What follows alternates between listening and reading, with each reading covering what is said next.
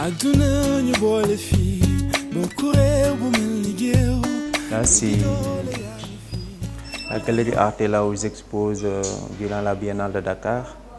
Et j'ai exposé 24 toiles sur les quartiers populaires dans son désordre architectural. Et comme j'ai fait un film d'animation qui a été retenu pour la Biennale IN, donc il fallait que je montre aussi ce que je fais en peinture en off.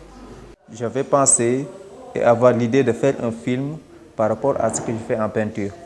Et voilà, j'ai fait le synopsis et j'ai réalisé un film qui montre un peu l'évolution de ma peinture en quelque sorte, en mouvement. Ce qu'on ne peut pas voir sur la toile, on le voit sur le film. Ce qui ne bouge pas sur la toile, on le voit sur le film. Les sons qu'on n'entend pas sur la toile, on le voit sur le film.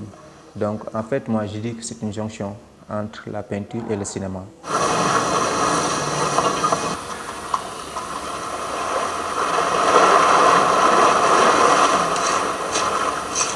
Par rapport à ces événements comme la Biennale, de voir que les gens travaillent beaucoup la nouvelle technologie, par exemple.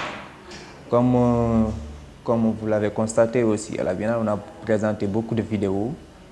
Et moi, je pense que c'est un questionnement aussi par rapport à d'autres supports.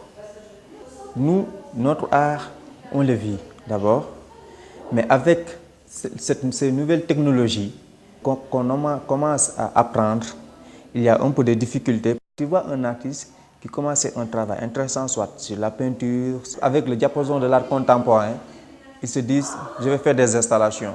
Mais après, c'est un questionnement. Tu ne sais pas sur quel point il va se conduire avec son installation. Parce qu'on dirait que ce sont des installations qu'ils l'ont fait, mais sans réfléchir, pas l'intégrer avec leur travail précédent. Et moi, je trouve que c'est dommage. Moi, je dis que ça doit avoir une continuité par rapport à ce qu'on faisait.